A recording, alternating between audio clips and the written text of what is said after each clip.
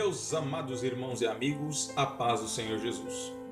O texto bíblico que eu gostaria de compartilhar com você nesse dia está no primeiro livro da Bíblia, no livro do Gênesis, capítulo de número 1, versículos de número 1 e 2, que diz assim: No princípio criou Deus os céus e a terra era sem forma e vazia, e havia trevas sobre a face do abismo, e o Espírito de Deus se movia sobre a face das águas.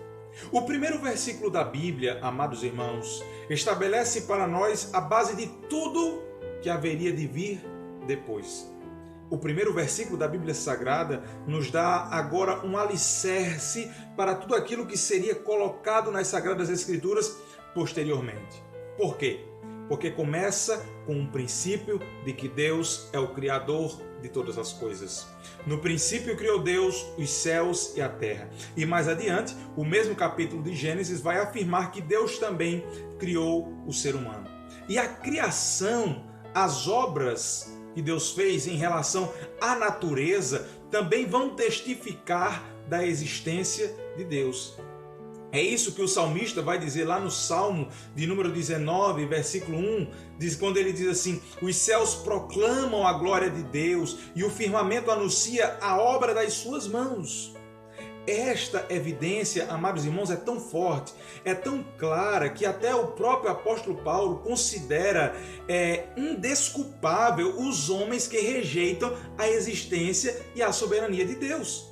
Você vai ver isso claramente quando ele escreve a sua carta aos Romanos, no capítulo 1 e no versículo 20, quando ele vai dizer: porque os atributos invisíveis de Deus, assim o seu eterno poder, como também a sua própria divindade, claramente se reconhecem desde o princípio do mundo, sendo percebido por meio das coisas que foram criadas. Tais homens são, por isso, indesculpáveis.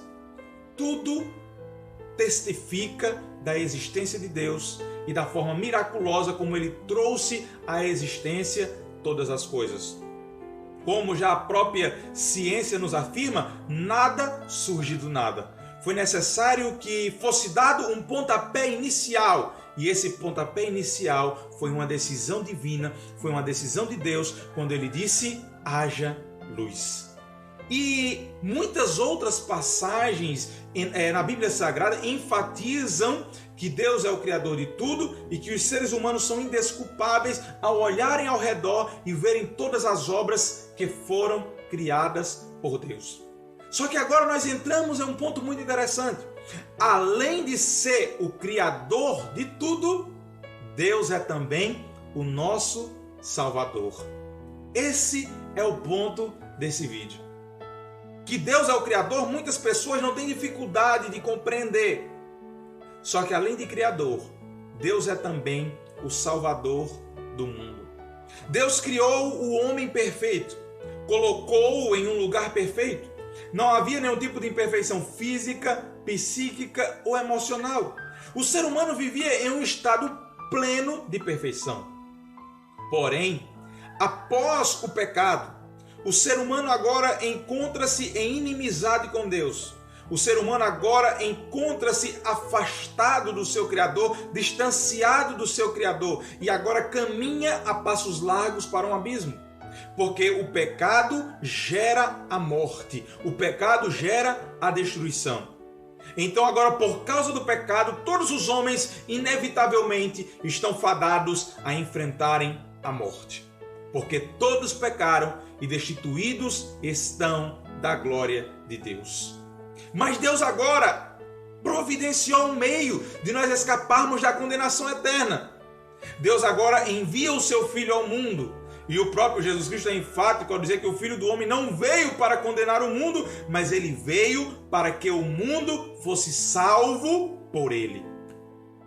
Todos já estávamos condenados, todos já estávamos caminhando a passos largos para um abismo.